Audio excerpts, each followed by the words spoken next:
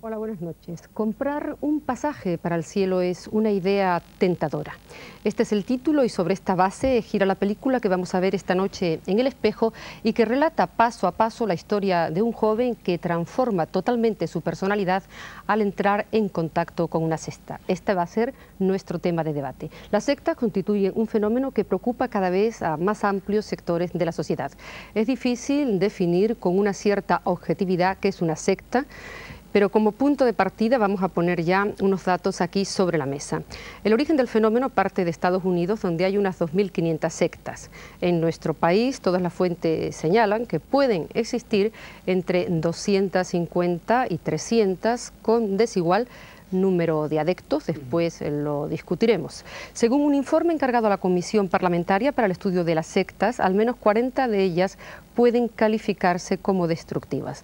De todas estas cuestiones vamos a hablar aquí esta noche en compañía de Juan Manuel del Pozo, diputado, presidente de la Comisión Parlamentaria creada para el estudio de las sectas en España. Es doctor en Filosofía y Letras y profesor del Estudio General de Gerona. Armando Lozano, miembro de la Iglesia de la Unificación, más conocida como la secta Moon, donde ingresó a los 19 años y por la que abandonó sus estudios universitarios en España. Más tarde se trasladó a Estados Unidos. Allí trabajó en diversas actividades de la organización, entre ellas en el periódico Noticias del Mundo. Actualmente es secretario de la Academia de Profesores para la Paz Mundial. Pepe Rodríguez, periodista especializado en la investigación de sectas, vivió la experiencia desde dentro, se introdujo en una de ellas para conocer sus métodos de captación y su funcionamiento interno. Su trabajo le ha proporcionado éxitos profesionales, pero también serios problemas. Confiesa haber sufrido amenazas, investigaciones y querellas. Miembro técnico de la Comisión Interministerial para la Juventud en el tema de las sectas, es autor de 5 libros sobre el tema. Agustín Motilla, profesor titular de Derecho Eclesiástico del Estado en la Universidad de Alcalá de Henares, miembro de la Academia para la Libertad de Religión y Creencias, asociación internacional que tiene su sede en Washington, es autor de varios artículos y del libro Sectas y Derecho en España. María Ángeles Lozano es abogada, ha tramitado numerosos casos civiles y penales a instancias de familiares de adeptos a sectas en cuestiones relacionadas con la patria potestad de los hijos, testamentos y problemas económicos. José María Ensá, médico de CROAS, Centro de Recuperación, Orientación y Asistencia al Sectario.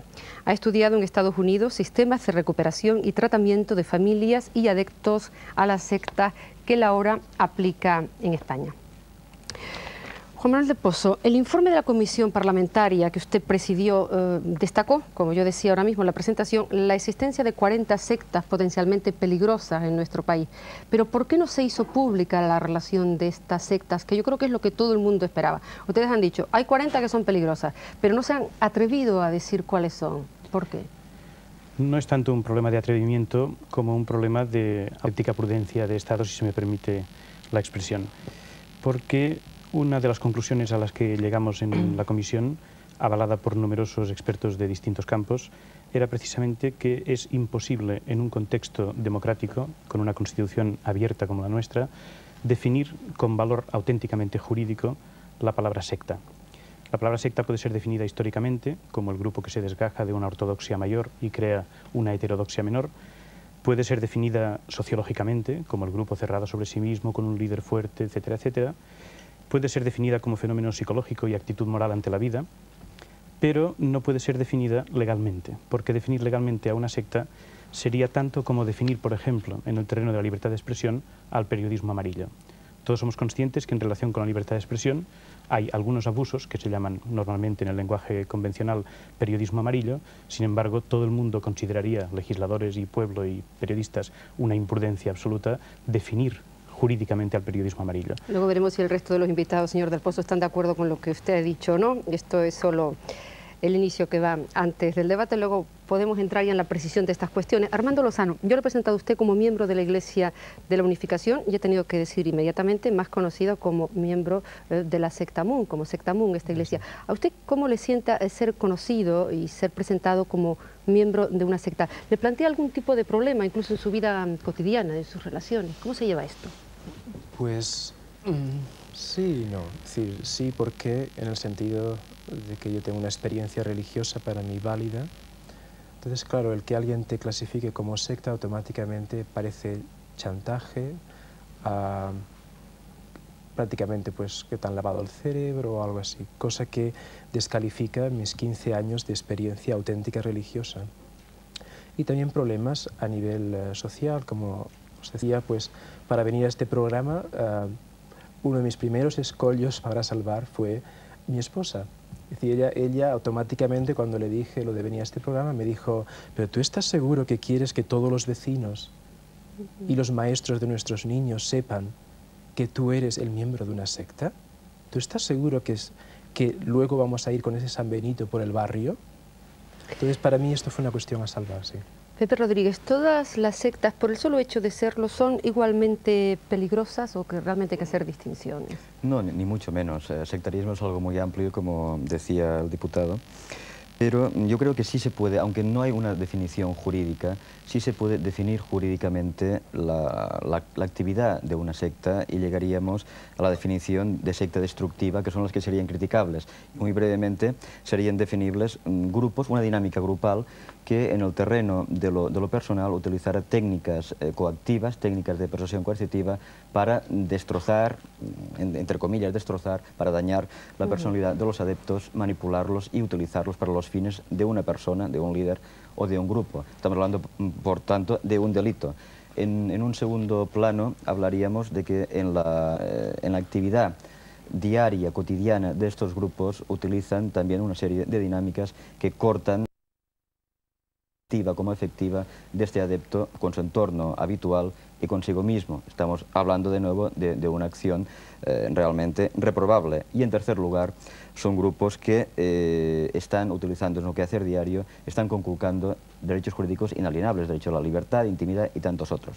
Por tanto, grupos, sean religiosos, culturales, etcétera, etcétera, que encajen en esta triple definición que es per se delictiva y que más a más utilizan engaño para integrar nuevos miembros, serían sectas destructivas y grupos criticables, diferenciables de tantos otros grupos sectarios que no habría nada en contra.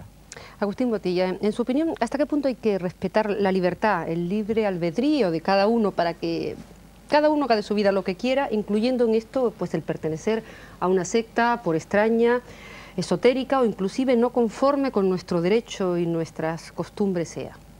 Bien, yo creo que habría que distinguir muy claramente cuando ese término secta, que es peyorativo, se aplica en función de las creencias, o en concreto porque las creencias de los padres o de iglesias tradicionales están en contra de la opción personal, o cuando se trata de acciones ilegales que hay que aplicar en la legislación vigente. Es decir, a mí me parece que no es bueno incriminar un estrato claro de lo que es la libertad de creencia, y que por otra parte habría que centrarse en lo que es las denuncias particulares y las sentencias judiciales para pasar a ese término que parece que ya después de lo que es la comisión de las Cortes se ha fraguado en nuestro derecho, que es la secta destructiva.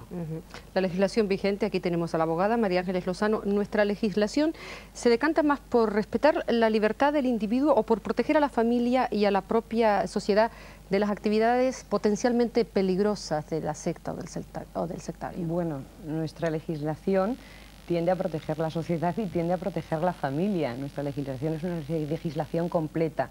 Lo que pasa es que en relación con el fenómeno de las sectas destructivas, el problema es el conocimiento que entraña y la problemática que entrañan estos grupos.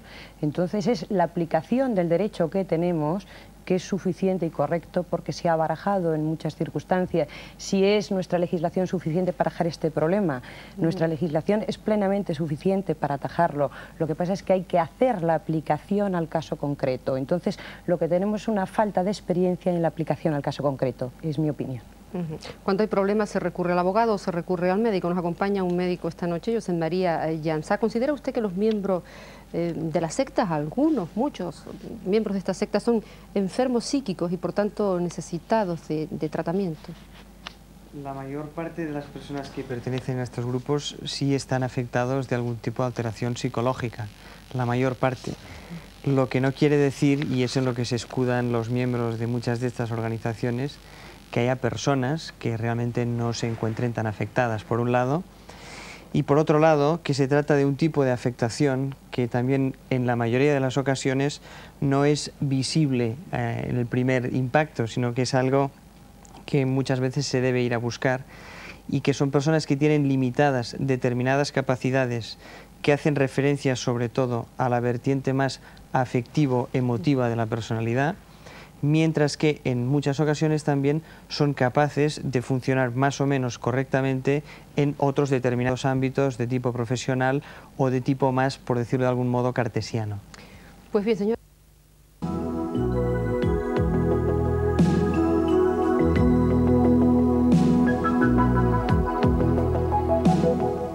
Señores, con ustedes estamos en El Espejo y acabamos de ver la película Pasaje al Cielo y vamos a debatir con nuestros invitados acerca de las sectas aquí esta noche. Nos acompañan Juan Manuel del Pozo, presidente de la Comisión Parlamentaria creada para el estudio de las sectas en España, Pepe Rodríguez, periodista especializado en la investigación de sectas, María Ángeles Lozano, abogada, ha tratado numerosos casos civiles y penales a instancia de familiares de adictos a sectas, Josep María Llançà, médico, trabaja en el Centro de Recuperación, Orientación y Asistencia al Sectario.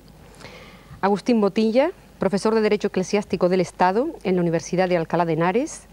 Y Armando Lozano, miembro de la Iglesia de la Unificación, más conocida como Secta Mo. Pues muy bien, señores, ¿funcionan en opinión de ustedes las sectas tal y como hemos visto en esta película? ¿Son estas las técnicas de captación que utilizan? ¿Se manipulan, como hemos visto de esta forma, la voluntad de sus miembros? Está abierto el debate. Bueno, mi opinión personal es que la película ha reflejado una parte de la realidad. Las sectas funcionan con esos procesos de captación, realmente distorsionan la voluntad de las personas. Lo que pasa es que hay que tener en cuenta que la película es una película que hemos visto, podríamos decir que tiene unas técnicas anticuadas. En la evolución profesional que yo he podido tener dentro de la temática sectaria, he podido vislumbrar que las técnicas de las sectas también son cambiantes, no se estancan. Son personas las que las dirigen, que son realmente mentes privilegiadas, porque si no, no podrían llegar a crear unas organizaciones tan poderosas, y entonces están también al acorde de los tiempos, con lo cual hoy día se tiende mucho más a una reorganización por grupos pequeños, por la experiencia profesional, repito, que a una gran masificación. Y sobre todo lo que creo que hay que tener en cuenta en el tema de las sectas es su desvinculación para cualquier tipo de debate con el tema religioso. Es una cuestión que es muy problemática, nos encontramos en un Estado de Derecho, estamos dentro de una libertad religiosa y son cuestiones que no hay que mezclar.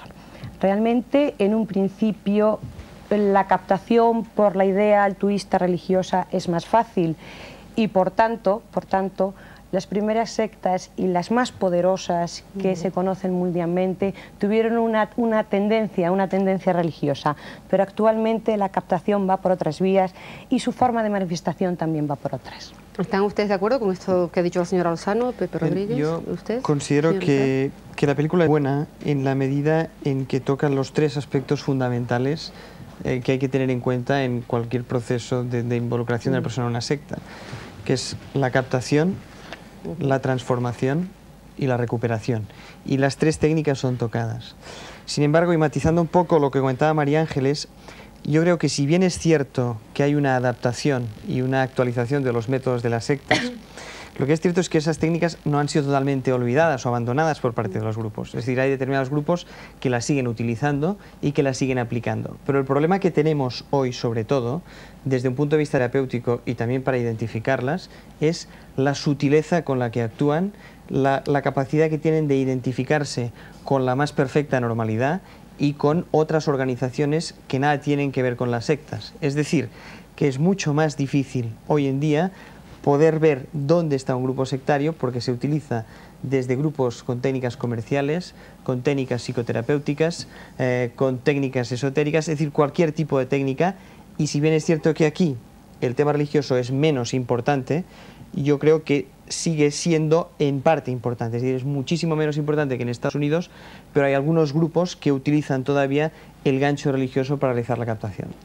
Yo pienso que efectivamente la película es buena, es una película que explicita muy claramente un tipo de actuación en un tipo de grupo concreto. No todos los grupos actúan así, pero sí todos los grupos siguen un mismo proceso de técnicas para anular, para quedarse con una personalidad, para hablar de una forma coloquial. Es fundamental, creo, el inicio de David en el proceso de captación, porque está en un periodo de desengaño, en este caso desengaño amoroso, está en una crisis personal, y esto se da, yo diría, en todos los casos de una persona que entra en una secta. Está en una crisis pues que quizá la sociedad no le interesa, no le gusta, agravada en que se murió un pariente próximo que quería, en que los estudios no le satisfacen, está en crisis. A partir de esta crisis es más fácilmente manipulable, utilizable por cualquier tipo de grupo. Me decía hace muchos años un norteamericano, un instructor en técnicas de manipulación de grupos, que hay que hablar al hombre al corazón, porque es el órgano que está más cerca de la cartera. Y esto es lo que utilizan perfectísimamente todo ese tipo de sectas. Efectivamente, como decía el doctor Jansá, han evolucionado. El tipo de secta comunitaria, como está mal visto, digamos, lo comunitario en la sociedad actual, perdió vigencia. Esto era una moda de hace unos años. Las sectas tienden a ser mucho más pequeñas, aunque sea formalmente, de cara al exterior, para evitar problemas. Se decía antes de que la secta estaba en función de una creencia, o que había este riesgo, y es un riesgo evidentemente que hay que exorcizar, porque no se puede confundir. Y esto hay tendencia en España, que quien es raro, quien piensa raro, es una secta, y en cambio no se toma como sectas, en algunos casos, grupos de mucho más riesgo que sectas orientales, por ejemplo. Esto es algo cultural, es un riesgo inquisitorial que debemos asumir y que debemos evitar. Y creo que es algo que debe salir aquí en la confrontación, en el ataque, en la crítica contra sectas destructivas. Jamás, cuando se hace seriamente, se pone la ideología o la creencia del tipo que sea, porque sería entrar en una dinámica absolutamente sectaria y a evitar. ¿Por qué se entra en una secta, señor Lozano? Usted, que puede ser el testimonio más directo, si quiere aportarlo. Yo no quisiera hacer preguntas personales, o si en algún caso hago alguna que usted la considera y no la quiere contestar, pues sí, la retiro. En este tipo de debates yo siempre pienso que hay un factor que se olvida, ¿no? Que es, yo, por ejemplo, como persona joven de 19 años, cuando conocí el Grupo Moon. Recuerdo, porque lo dije en la presentación, pero fue antes de la película, que usted estaba entonces en la Universidad de Barcelona y que era un de Barcelona, sí. Entonces es obvio, y en mi caso no existía ningún tipo de situación personal difícil, no económica. Yo era el típico hippie de aquellos días. Y más bien se olvida el clásico buscador de la verdad, que en muchos casos, cuando vamos a la librería del Corte Inglés y es tan grande en todos estos temas, es porque todavía existe. Es decir, todavía existe el buscador de la verdad, entre comillas, ¿no? Y muchos de nuestros jóvenes posiblemente sean en ese grupo. Entonces, antes de conocer este movimiento, pues yo había leído Zen, budismo Zen, había participado en grupos comunistas, había participado en sin número de otras cosas, pero siempre con la idea de buscar un ideal. Es decir, mi motivación al unirme a la Iglesia de Unificación nunca fue, bueno, a ver cómo me hago rico, o a ver cómo yo consigo esto o lo otro, estoy tan deprimido que necesito una iglesia. Yo pienso que esto no es así. Es decir, el factor religioso nunca se puede quitar de este diálogo, ¿no? No sé qué dicen el resto de los invitados, pero desde el punto del señor Botella y el señor del Pozo no yo la verdad es que quiero decir que la película me parece que es una película de tesis, de mensaje. En este sentido plantea, como decía perfectamente Josep María Jansá, los problemas fundamentales que parece que la sensibilidad social achaca a las sectas, pero me parece que también de una manera estereotipada, simplista. Basta ver lo que es la propia ideología de ese grupo, la serie de cánticos, para ver que es algo infantil, casi simple en su manifestación. Y en esto yo también querría hacer recapacitar que desde luego en un país como el nuestro, donde no ha primado la tolerancia durante muchísimo tiempo, exista una imagen también estereotipada de grupo religioso heterodoxo. Es decir, que en el momento en que se dice que es una secta, que aparece pues el gurú de turno, o que aparece el líder carismático y unas ideas que nos puede parecer a nosotros simplistas, se le está echando de que los donativos son siempre para enriquecer al líder, que el apostolado es proselitismo ilícito, y que, en cierta manera, sus actuaciones también son ilícitas. Por eso yo quisiera subrayar que me parece que desde el punto de vista del Estado de Derecho hay que atenerse a las actuaciones y no a las creencias, religiosas o no, de los grupos religiosos. Y digamos que olvidarse de esa especie de juicio paralelo negativo respecto a las manifestaciones más heterodoxas de la religiosidad. Me parece que está en total desacuerdo el señor Llanzá y el señor del Pozo nosotros también quiere hablar sobre este punto. Sí. Yo creo que efectivamente el peligro, siempre el peligro, son los estereotipos. En los estereotipos la verdad se pierde, se congela y se vuelve una piedra y en absoluto una realidad humana. Y en lo de las sectas, sin duda, los estereotipos funcionan. Y yo creo que funcionan en las dos direcciones y que en ese sentido un buen mensaje que podríamos darnos a nosotros mismos en este debate y transmitir a la sociedad sería que no hay que ser ni ingenuos ni inquisitoriales en relación con las sectas. No hay que ser inquisitoriales porque ciertamente, superando siglos de tradición monorreligiosa, tenemos tendencia a pensar que todo lo que es distinto de lo que hemos visto siempre por sí mismo es malo y lleva a peligros varios. Pérdida de la personalidad, desarraigo social, etcétera, etcétera. Inquisitoriales no, porque estamos en un país con libertad de creencia, pero tampoco ingenuos, porque es cierto que, como con todas las libertades, con la libertad de religión o la libertad de creencia es posible cometer abusos. Esos abusos nunca deben ser justificación para un demócrata para recortar el terreno de la libertad. Un demócrata debe ser consciente de que es posible abusar de las libertades y que eso forma parte del difícil juego de la democracia. Que para eso, evidentemente, nunca hay que limitar la libertad, pero que también hay que decir a los jueces, hay que decir a las familias, hay que decir a los jóvenes que a veces socapa de un libre ejercicio del derecho a la prédica religiosa, del derecho a libertad religiosa en general, se esconde algún tipo de manipulación interesada que puede derivar hacia terreno económico, hacia terreno de explotación personal, hacia terreno de explotación laboral, etcétera, etcétera. Y a mí me da la impresión de que para superar el estereotipo de la secta como mala hay que hablar muy claramente de la importancia de la comisión de delitos. El secreto siempre está en hay delito o no hay delito en la actividad de tal grupo. Vamos a ello ahora mismo, señor Llanzá.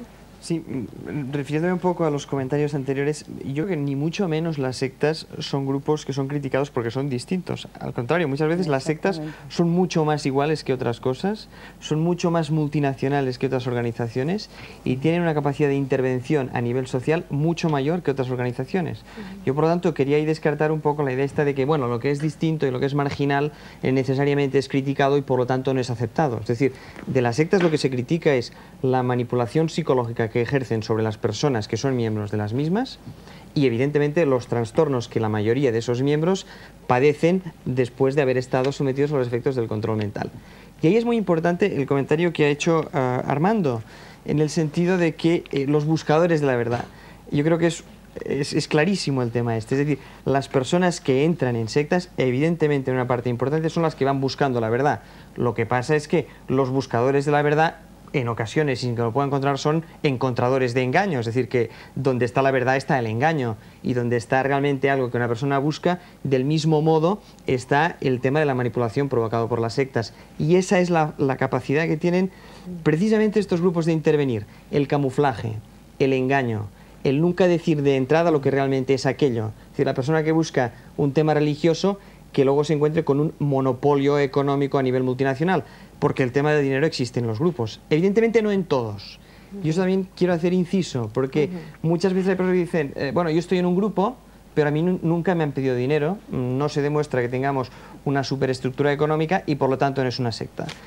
Matizaría solamente que lo que buscan es poder, eso siempre, y el poder toma muchísimas formas. Entre ellas, evidentemente, una de las formas más preeminentes es el poder económico, claro está, pero no siempre es absolutamente necesario e imprescindible, puede haber poder personal, poder político, poder sexual y otras formas de poder que todos podemos conocer y que existen en cualquiera de las estructuras de la sociedad actual. Se ha hablado de delitos. María Ángeles Lozano, sobre este punto seguro que quiere precisar alguna cosa. Se habla constantemente de delitos y no es la única vertiente jurídica que enmarca estos grupos.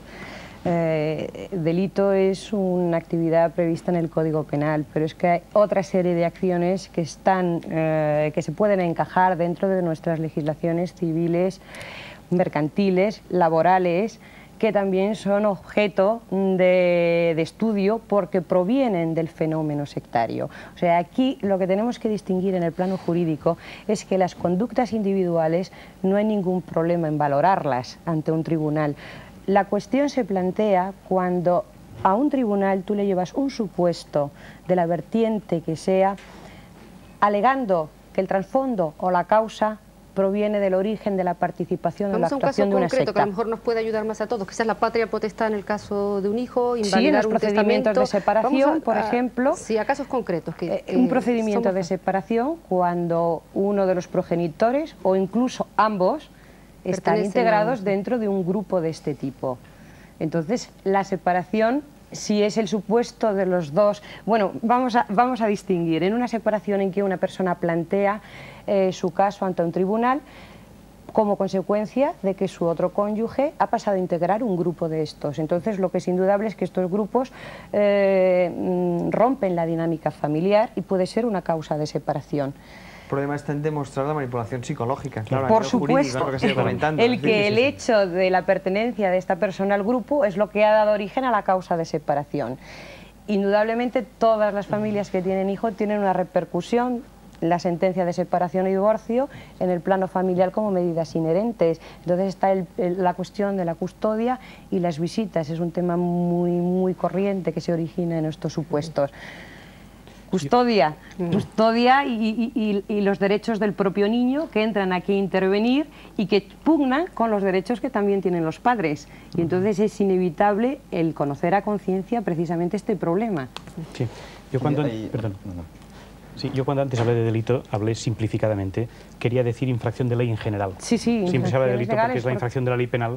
Que hay un abanico de posibilidades muy extenso. Pero sin duda también hay que criticar, no siendo ingenuos, a grupos sectarios que no cumplen leyes fiscales. Ah, por supuesto. Y eso puede ser no en el nivel del delito, sino en el nivel de la infracción administrativa. Y en algunos casos, curiosamente, hay sectas que se sabe que delinquen fiscalmente y no son perseguidas. Y se sabe oficialmente. Sí, pues bien, debegustaría ser objeto y así lo recomiendo la Comisión. Y hay quien dice más, y hay algunas que tienen subvenciones. Sí, también. Sobre todo las terapéuticas. Me gustaría recoger, si he dicho algo importante, lo del buscador de la verdad famosa, que yo recordaba una frase que salió en la famosa época hippie, que decía, si no sabes dónde vas, acabarás en otra parte. Yo creo que esto le pasa a muchísima gente, nos pasa a todos muchas veces, pero le pasa especialmente a la gente más joven o a la gente más inmadura, que no está siempre relacionado inmadurez con edad. Y porque desde mi punto de vista la entrada en una secta del tipo que sea, más una secta destructiva, antes que una voluntad de buscar y de encontrar algo, que la hay, consciente o inconsciente, hay una voluntad mucho más fuerte de huir de una situación que no se vive satisfactoriamente, de una situación vital, familiar, social, etcétera, que duele, que genera angustia y que se busca algo, no importa el qué, se busca un poco de bálsamo dérnica que nos consuele de una vida que no es satisfactoria. Y esto creo que está en la raíz de muchas de estas historias y ahí vamos al tema del delito. Para mí el primer delito grave y que no debería permitirse en este tipo de sectas y que es la madre del cordero es el que está perfectamente tipificado en el Código Penal, que es el de proselitismo ilegítimo, el tipo 205/2. Todos estos grupos captan con engaño, es decir, no van a una puerta y dicen, mira usted, yo soy de tal secta, tal otra, y le voy a invitar a usted para que trabaje 12 horas para mí, para mi Dios, por supuesto, y va usted a abandonar sus estudios, etcétera, etcétera. Que esto sería una perfecta manifestación de intenciones que uno puede aceptar o no, pero jamás se hace eso. Vamos, si les parece, a pararnos punto por punto. Primero, la captación, o sea, cómo se capta a los adeptos, cómo se entra en una secta, cómo se vive y después cómo se sale y si sale el que quiere o el que puede. Pueden ser 3 puntos para fijar la discusión y vamos con la captación que ha puesto ahora mismo Pepe sobre la mesa. En cuanto a la captación, en cuanto a la captación en concreto. El tema del proselitismo ilícito me parece complicadísimo de regular, complicadísimo. Ahora mismo se ha acudido a lo que era la legislación penal. Nuestro Código Penal, el artículo 205, habla de proselitismo ilícito en el sentido de coacciones a una persona para realizar actos religiosos. No, pero actos de cualquier tipo. De cualquier tipo. No, religiosos. No, cuidado, eso era antes de la Constitución, eso era antes del 38. Perdón, es que es la reforma de 1983 que está redactado delitos contra la libertad de conciencia y sigue hablándose de actos religiosos. De conciencia. Pero conciencia es ser ateo como ser creyente. Ese es el título de lo que es la serie de delitos, pero se habla solo de delitos religiosos. A mí me parece, por ejemplo, que una modificación importante sería que no solo fuera proselitismo ilícito cuando se empleara, creo recordar, violencia o intimidación en las personas, es decir, casi fuerza física. Hay que entender dice violencia, engaño o dádiva. Perdón, el proselitismo ilícito solo habla de violencia o intimidación de las personas. Engaño o dádiva. Es el Código Penal. No. Me lo sé de memoria. Estoy hablando de él desde el año 82. Pues también yo. Y en ese sentido yo diría que en la interpretación restrictiva de las leyes penales, solo cuando haya fuerza física. Y yo plantearía la posibilidad de que ese artículo fuera reformado en el sentido de que también puede haber manipulaciones no tanto físicas, sino por medios, digamos, ingestión de drogas o más sutiles que la fuerza física. Engaño suficiente. Es que engaño no es ese párrafo, sino el primero. El segundo es proselitismo. Los temas del mismo tipo. Otra vertiente del problema, la vertiente médica. Y sobre la captación, por irnos entrando y seguir los 3 pasos que yo les propongo. Después usted, señor Lozano. En la captación, sobre todo, lo que existe es un engaño, evidentemente. Es decir, a la persona se le rebajan de algún modo sus defensas y ahí en la película... ¿Con qué técnicas? En la película, por ejemplo, salía bombas con amor. Bombas con amor es una traducción americana del término que se llama love bombing. Love bombing consiste en la persona que es recibida de nuevo en un grupo, en una comunidad, la que sea, se la recibe con especial interés, es decir, se la recibe más calurosamente que la persona que recibe en otra organización y se la hace sentir más importante que no se había sentido anteriormente. En la película también se ha visto, es decir, esas ruedas en las que la persona explica su sensación, se siente cómoda, se siente relajada, allí es el entorno en el que más comprendida se ha sentido en relación a toda su vida anterior probablemente. Y porque la vida de hoy y cada vez más lo que va bloqueando son sistemas de comunicación en el que la persona pueda sentirse bien en cualquier ámbito. Y las sectas fomentan esto, es decir, tocan esa fibra que tiene todo individuo en el que se siente especialmente cómodo. Y contra esto, y yo no soy experto ni mucho menos conocedor de temas jurídicos, es dificilísimo. Es dificilísimo. Ahora, yo soy pragmático, es decir, a mí me hablan de que si pérdida de libertad o no pérdida de libertad. Para mí la pérdida de libertad del individuo está en el momento en que empieza a ser manipulado, que acaba siendo manipulado y que se transforma su personalidad. Ahí perdió su libertad. Y entonces yo, pues en muchísimos casos, pues a veces se trata de... Perdona que me interrumpa. Sobre este punto. Sí, yo simplemente, perdona un momento, es que es al hilo de la intervención anterior. A mí me gustaría saber si jurídicamente dónde está digamos, la raya que separa el apostolado lícito del proselitismo ilícito. Porque, por ejemplo, y planteo casos de grupos religiosos, no voy a llamar, que existen. La repetición de 1700 y pico veces del nombre de Krishna, eso puede ser un acto de lavado de cerebro o puede ser un acto de espiritualidad o un acto de culto a un ente supremo. O, por ejemplo, el hecho que aparece en toda la tradición monástica, no solo de Occidente, sino de Oriente, de la limitación del sueño o de las oraciones continuas, la vida contemplativa, la dieta estricta. Pero eso no está en la captación, ¿eh? Bueno, no, yo planteo... Eso está en la transformación, en la captación, no. Estoy en el punto 2. Ya se me ha ido cómo se vive en una secta y no estábamos con la captación todavía. Vamos a ver, señor Lozano, y sobre la captación por aquí, su punto de vista... Sobre la captación. Sobre la captación. Yo me gusta determinar captación por el término religioso, es decir, conversión. Es decir, no hablar de captación como aquel que ficha por el Real Madrid o algo así. Es decir, hay una conversión en muchas personas y también no hay que simplificar el cómo eso se hace. Por ejemplo, en mi caso... Pero ¿con qué técnica se hace? Si usted me lo permite así, porque es lo que dice el doctor ¿qué técnica utilizó, por ejemplo, Ignacio de Loyola para convertirse a cantidad de la gente en la Universidad de París? ¿Qué técnica utilizó? ¿Es que él estudió algunas técnicas de lavado de cerebro en alguna universidad rarísima? No, es que tenemos una experiencia religiosa.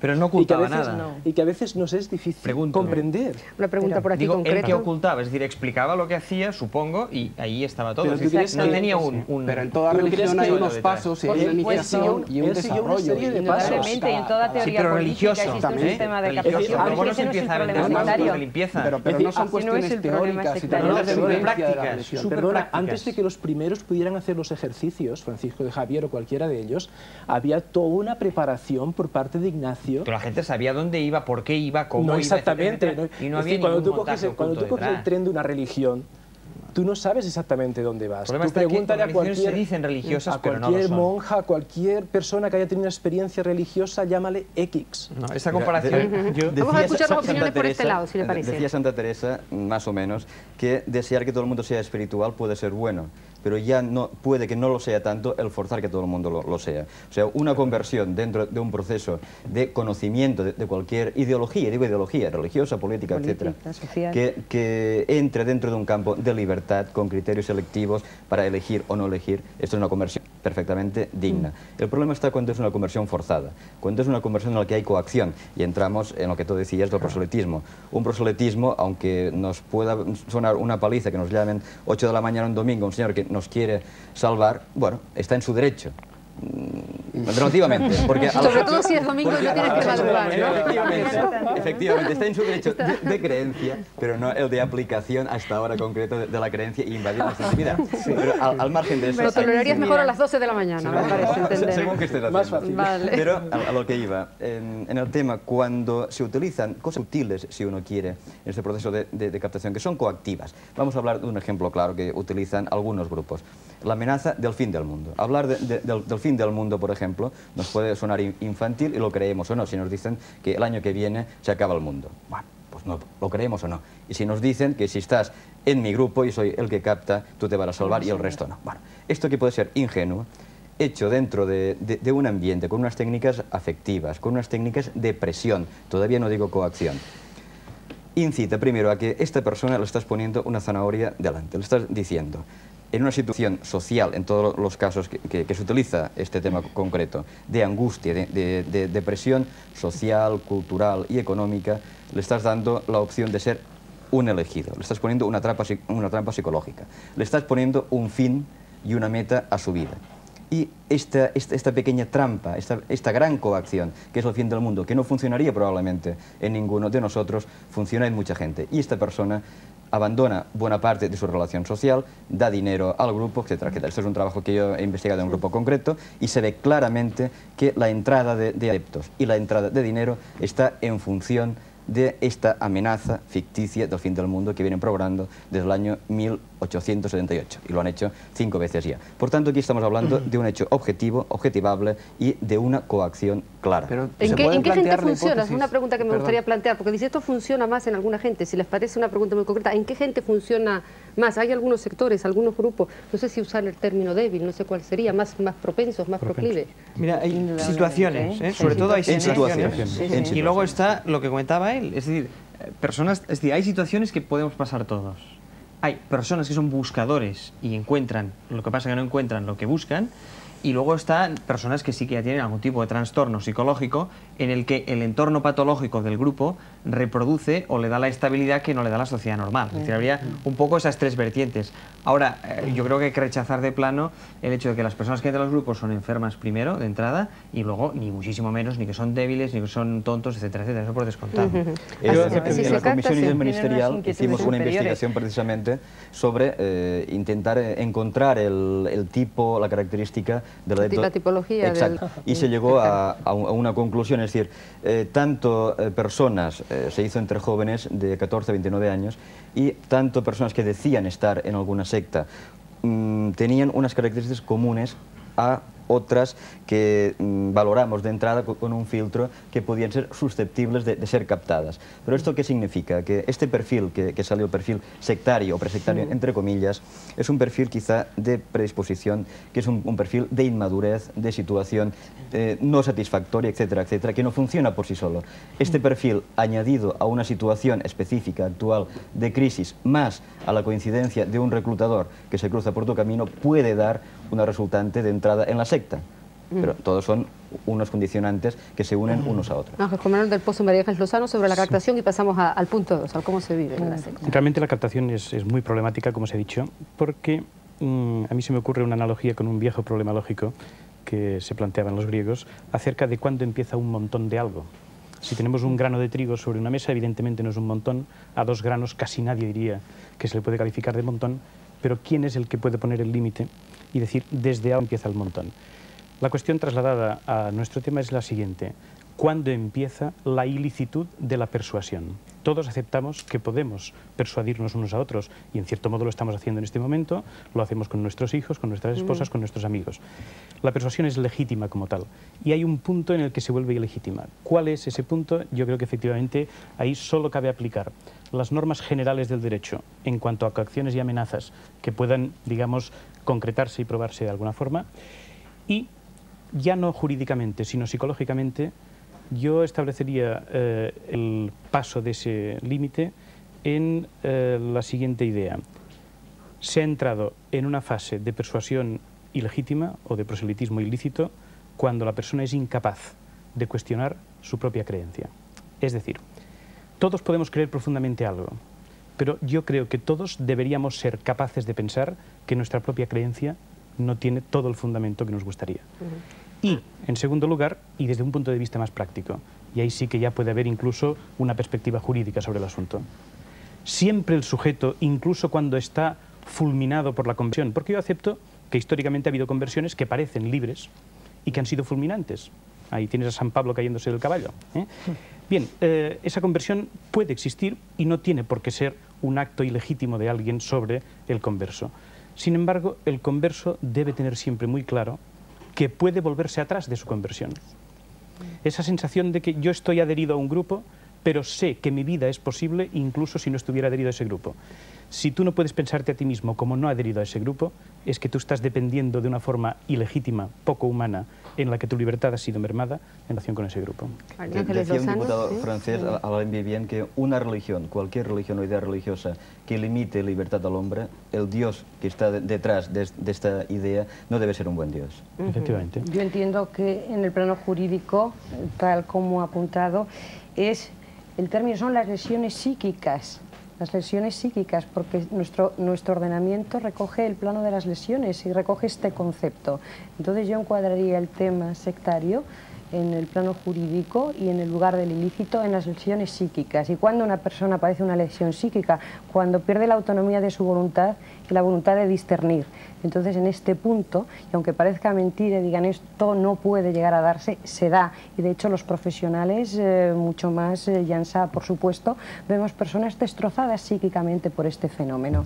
Y esto es lo que no puede tolerarse jurídicamente por ningún Estado, porque daña a la sociedad. Pues vamos al punto 2, ya que lo estamos haciendo por orden, y ya se está captado, ya se está dentro de la secta.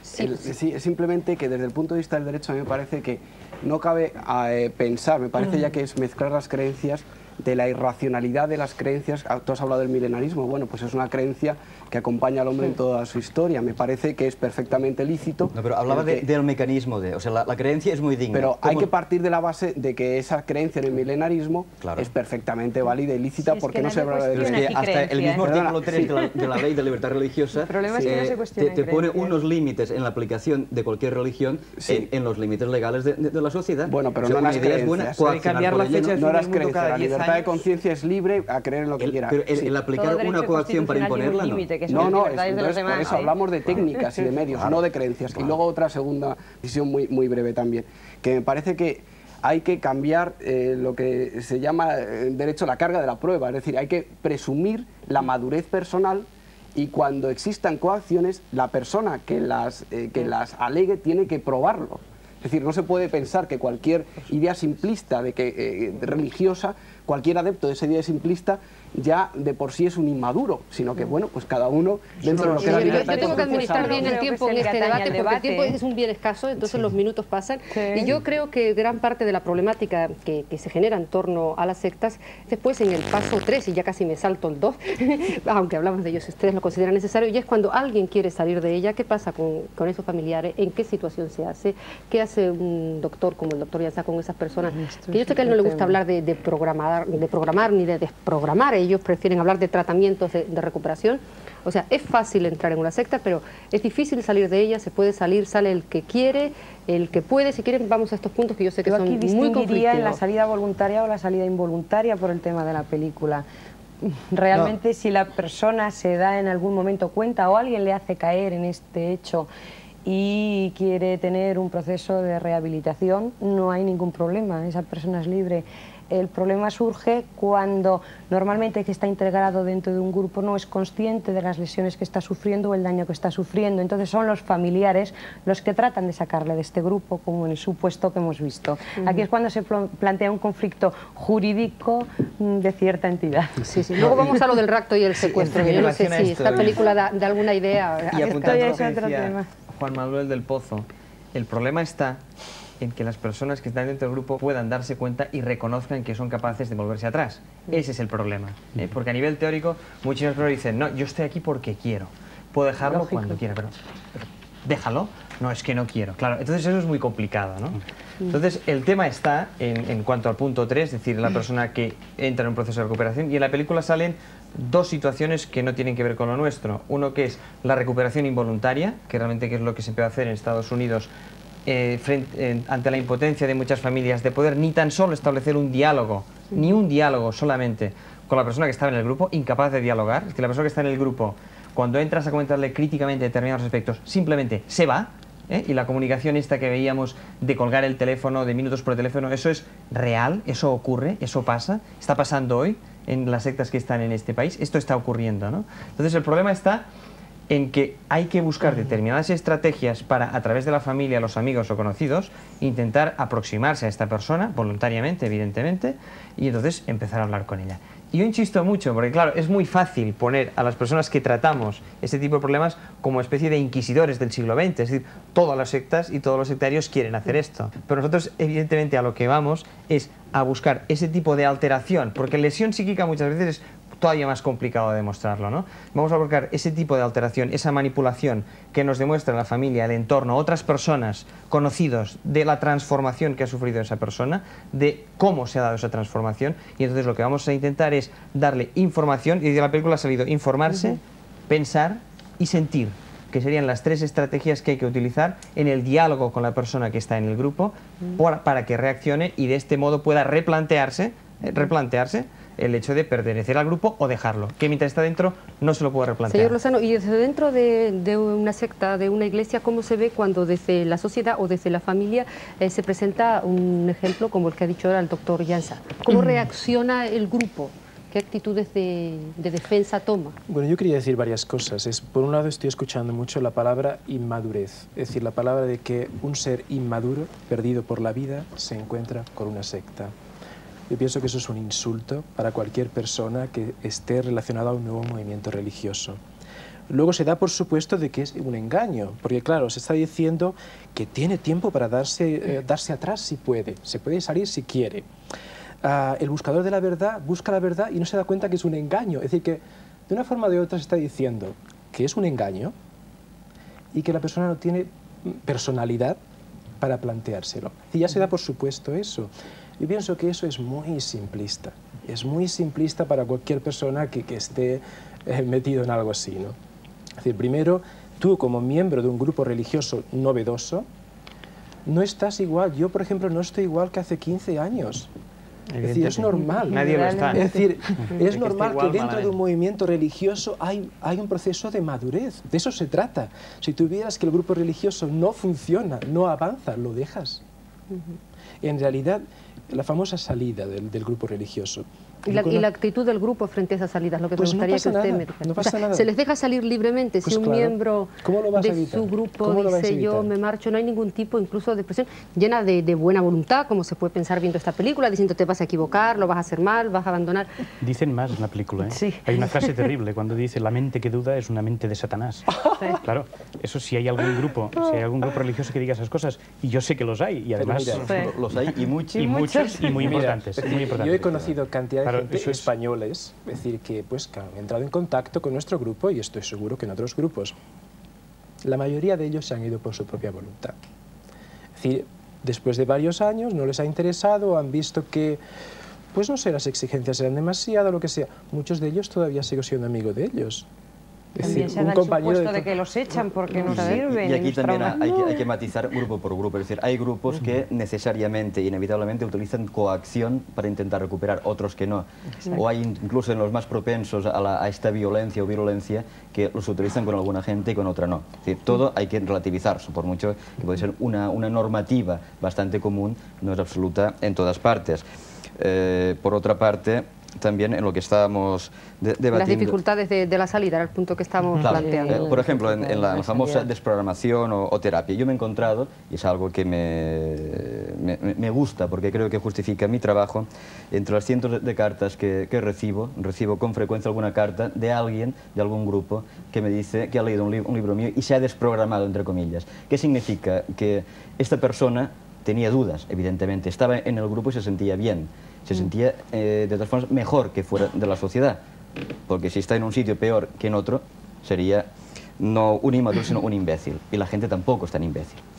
Entonces se encuentra en un punto en que tiene dudas, que ve cosas que no le encajan en la vivencia suya en relación al grupo y tiene acceso a una información que le permite contrastar, que le permite razonar y que le permite decidir por su cuenta que aquel grupo no es lo que él estaba buscando ni es donde él quería estar y se va. Por tanto, esta información, si se diera de entrada, si uno supiese en cada momento el menú, un grupo, quién es, qué hace, entonces sí que podríamos hablar, y enlazando con lo tuyo, de la libertad de estar en todas partes. Estamos en una sociedad, aunque no nos guste, que nos impone tutelas. Yo me parecería muy bien que aplaudiéramos la entrada en cualquier secta destructiva a cualquiera, si también aplaudiéramos el derecho al suicidio, a la eutanasia, a la droga, etcétera, etcétera. ¿Por qué decimos que el drogadicto que se autodestruye es malo y el sectario que se autodestruye, desde mi punto de vista, no es malo, según una opinión? O damos libertad absoluta, que ya está bien, replanteamos otra sociedad, o miramos de tutelar lo que nos parece en la mayoría, una mayoría lógicamente asumida, estamos en una democracia y una mayoría hace un marco jurídico, un marco ético incluso, y vemos lo que nos gusta o no nos gusta, o lo que protegemos o no lo protegemos. Y el derecho individual, el derecho personal a no ser víctima voluntaria e involuntaria de intereses de terceras personas, creo que hoy por hoy es un derecho. O rompemos la baraja y cambiamos el juego, o bien eso también hay que aplicarlo. Sí, vamos a ver, se levantan manos por todos lados. Todo mismo tiene la palabra y luego le quería volver a un punto que trató, después que ustedes intervengan naturalmente, un punto que trató María Ángeles Lozano al comienzo, y es también un poco en relación con lo que decía ahora mismo Pepe Rodríguez, que quizás ya se van abandonando técnicas conocidas y se va a otro tipo de captación, y no ya a través de iglesias y por la religión, sino con actividades culturales, científicas, con determinados cursos que pueden sonar muy atractivos. Creo que es una cuestión interesante para debatir ahora mismo, pero si ustedes quieren precisar, y vamos administrando ya muy bien el tiempo porque los minutos se escapan, precisemos sobre esta cuestión y vamos a la otra. Bueno, yo la verdad es que me gustaría, quizás un poco por deformación profesional, hablar desde el punto de vista del derecho, de cómo se puede actuar ante estos casos. Evidentemente la película nos está refiriendo, nos pone en la cara un caso muy grosero, digamos. ¿Refieres entonces, si le parece en concreto, a la actitud de la familia y al rapto? ¿Qué pasaría si trasladamos esta situación, que en la película se centra en Montreal, a España? ¿Qué ocurriría con esta familia y qué ocurriría con esto? Bueno, pues yo creo que ahí incurrirían en varios delitos. Lo que es los llamados, entre comillas, procesos de desprogramación, son sustracción, coacciones, etcétera, etcétera, ¿no? ¿A cuánto se arriesga alguien que haga algo parecido en nuestro país? ¿Lo sabemos? Pues hombre, puede ser un sumando de delitos, ¿eh? O sea, no solo hay uno, sino que pueden ser varios a la vez, ¿no? De todas maneras, vamos, haciendo alusión a lo que se decía antes, a mí me parece que el tema de las sectas es un tema de colisión entre derechos, ¿eh? Es decir, el derecho a la libre conciencia del individuo y luego también dentro de él el derecho a la libertad de opción en cada momento. Ahí los límites están clarísimos, los dice la Ley Orgánica de Libertad Religiosa, la Constitución, son la salvaguarda del orden público y luego dentro de lo que son los derechos y libertades de los demás. A mí me parece, y esto es una reflexión que hago para lo que es la crítica de los contertulios, a mí me parece que un mayor de edad que hipotéticamente, voluntariamente permanece en un grupo, estoy con lo que dice el defensor del pueblo, que es muy difícil de actuar en ese caso. Habría que acudir a lo que es la criminalidad en las técnicas, coacciones, claro, o a procesos, por ejemplo, la declaración de incapacidad. Pero el proceso de declaración de incapacidad es tremendamente rígido, ¿no? Esto es para la rehabilitación, porque sí, digamos para, perdona la expresión, sé que no te gusta, para desprogramarle, ¿no? Pero me parece que ese ámbito de nuestros derechos digamos, ¿se puede incapacitar a alguien en este sentido? ¿Lo amparan nuestras leyes? ¿Se ha dado una incapacidad o una tutela simplemente para que esa persona se rehabilite? Y yo creo que vamos a ello. Está muy claro es que hoy día nadie duda de que una persona que tiene una drogadicción o tiene un alcoholismo está plenamente legitimada la familia para un ingreso en un centro médico y someterle a una rehabilitación. ¿Por qué no se puede prever un sistema de lesiones psíquicas que necesiten una rehabilitación? Lo que sí que tiene que tener siempre es el amparo judicial, claro, porque lo que no se puede someter es una rehabilitación aleatoria. Hay unos procedimientos, a través de estos procedimientos, lo que hay que mentalizar a los tribunales es que realmente esto puede ser objeto de una lesión y que esta persona necesita una rehabilitación.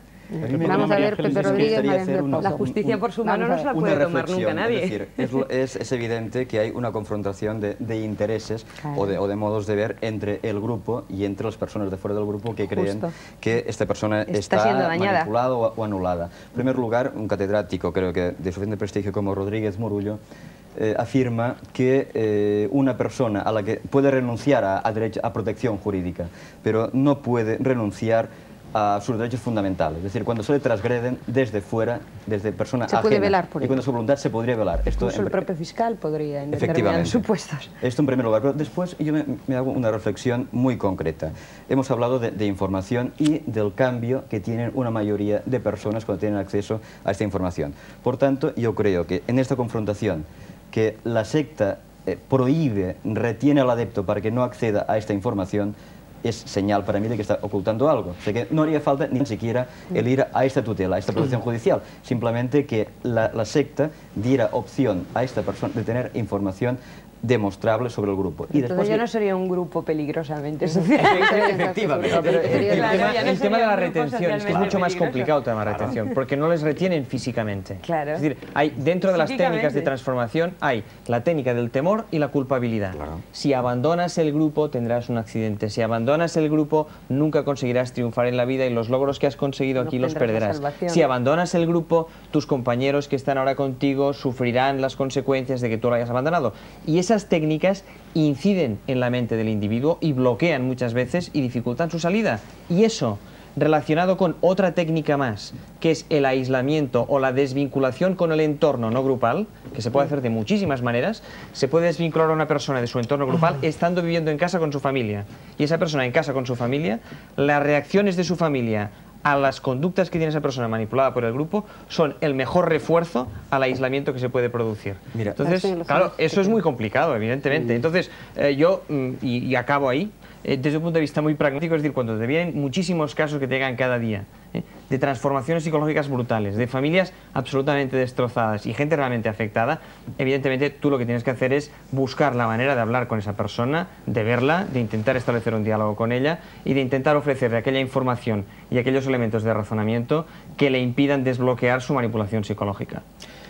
Bueno, yo a veces cuando escucho todos estos argumentos muy interesantes, me da la impresión de que se ha trasladado este debate a la Unión Soviética en sus buenos tiempos. Es decir, con la checa funcionando y gente interviniendo en cómo los demás piensan y acabando en asilos psiquiátricos donde los profesionales los van a curar. No habría tal debate.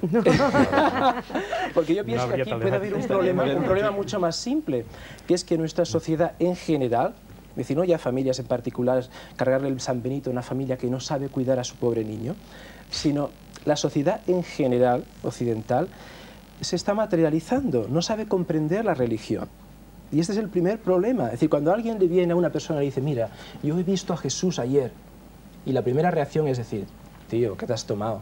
Es decir, no es, ah, sí, dime, ¿qué dices? ¿Y qué te dijo? Y tal. No es esa. Y el problema es que nuestra sociedad más y más no lo comprende. Es una pregunta un poco curiosa.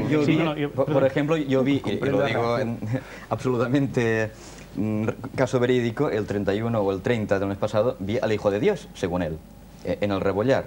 en Valencia, y hay gente, habían 3.000, 4.000 personas que se lo creían. Pero en esta historia que uno puede pensar que es un montaje o que es real, no importa. ¿Pero tú quieres intervenir en eso? No, perdona, te voy a decir la diferencia. Allí no intervengo para nada porque me parece algo ilícito. Déjales que lo hagan. Sí, correctamente. La crítica estaría, por mi parte, cuando allí hubiese un montaje coactivo con la gente que está allí. Ya no sería, y jamás... ¿Y quién va a ser el árbitro? No, el sistema jurídico.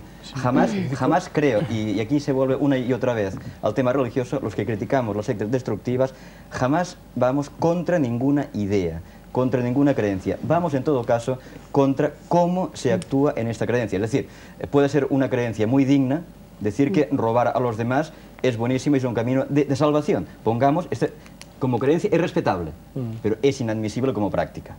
Esto, con todo el sesgo que uno quiera, es aplicable a los grupos. Lo que crean es magnífico. Cualquier cosa, nos parezca aberrante o no, muy bien, cómo lo lleven a la práctica. Veamos desde el otro lado de la moneda. Repercute en la sociedad. Es decir, personas que han sido supuestamente, yo tengo amigos en la Iglesia de Unificación Americana, que sus padres han contratado con muchísimos dólares por medio, no 3 o 4, no son altruistas esta gente. Y, las sectas tampoco. Bueno, pero digamos, no hay altruismo que valga en la de programación.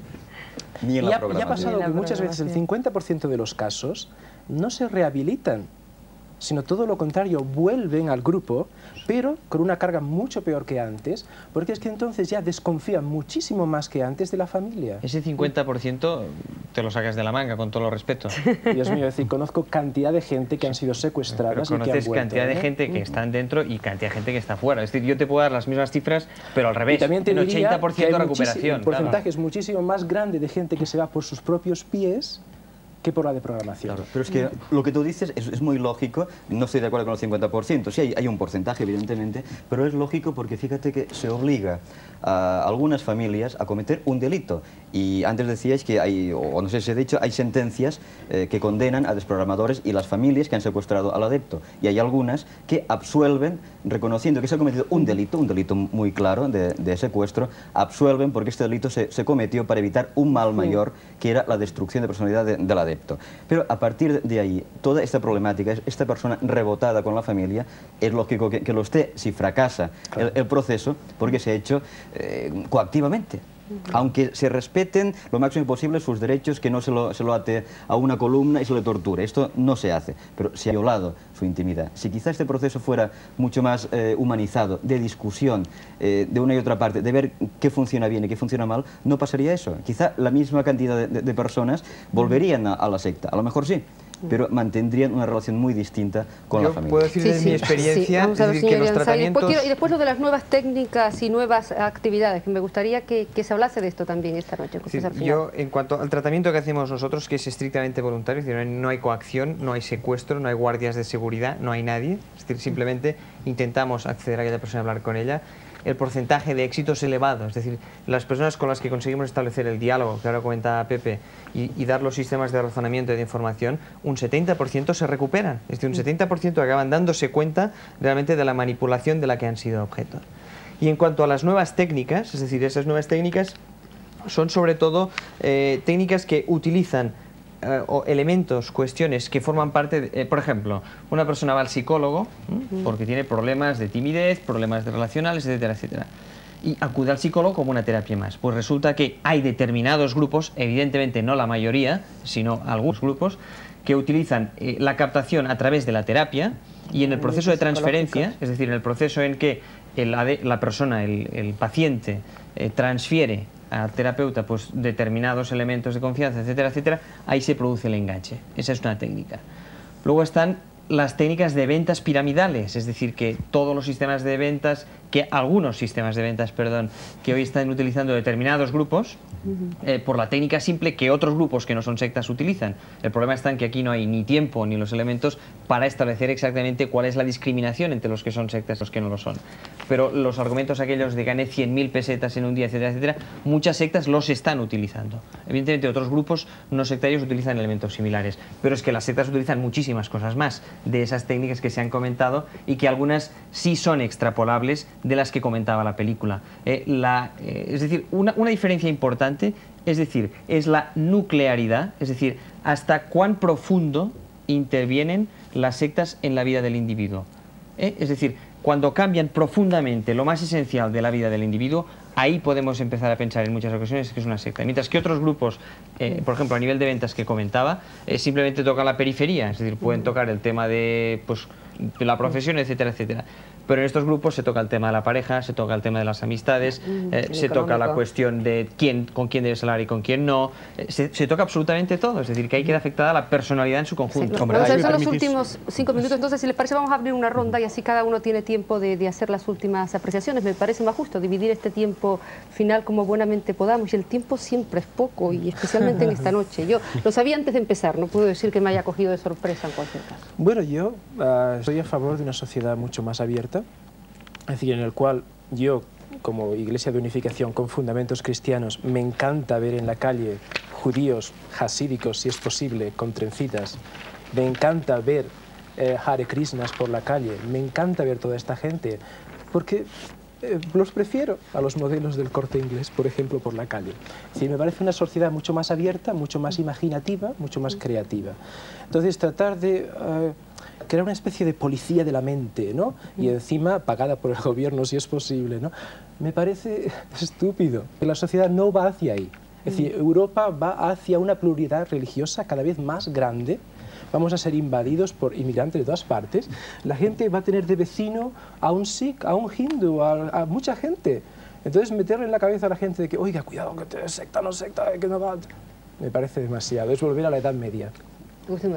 Sí, bueno, yo quiero decir, en esta conclusión me parece que también desde la deformación del derecho, que el tema de las sectas hay que tener muy claramente 3 temas, en 3 cuestiones a la hora de actuar con ellas. Primero, que se ha repetido aquí, yo quería hacer hincapié, que no se puede incriminar a una manera de religiosidad que está irrumpiendo ahora mismo en España, pero que ha existido antes, donde nos puede parecer, y es una opinión, que son ideas más irreflexivas, que no existe teología, que la cohesión del grupo es mucho más fuerte, pero que en el derecho y en estricto nuestro ordenamiento constitucional hay que actuar ante acciones ilegales y no ante creencias.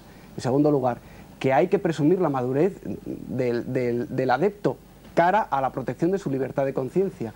Y en tercer lugar, hombre, que de todas maneras siempre cualquier grupo tiene la presunción de inocencia hasta que no haya sentencia en contra.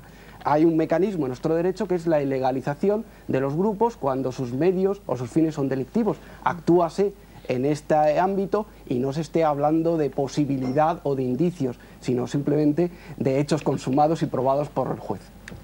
No, simplemente comentar, a mí me hace mucha gracia cuando los adeptos a distintas sectas hablan y cacarean la libertad, es decir, cuando precisamente en grupos en que cuestionan cuándo se pueden tener relaciones sexuales, cuando el líder del grupo en determinadas ocasiones dice con quién se tienen que casar, cuándo se tienen que casar y conocen a su pareja minutos antes del matrimonio, cuando condicionan con quién tienen que vivir. Entonces, esa supuesta libertad que dicen, me encanta que haya hindúes, judías, a mí muchísimo más. Es decir, yo precisamente trabajo en todo esto para defender, y no soy ningún vengador justiciero ni muchísimo menos, sino para que esa libertad prevalezca, porque presumir la libertad del adepto hasta que no se demuestre lo contrario, esto es lo que ocurre hoy en día. Es decir, y el problema lo tienen las personas que realmente quieren recuperar a una persona que está manipulada psicológicamente. El problema lo tienen las familias, el problema lo tienen las parejas de las personas que están en las sectas. Esas sí que lo tienen muy difícil para poder recuperar a esa persona y ofrecerle esa libertad que ha perdido por la manipulación del grupo. El adepto, afortunadamente o desafortunadamente, hoy en día goza de muchísima más libertad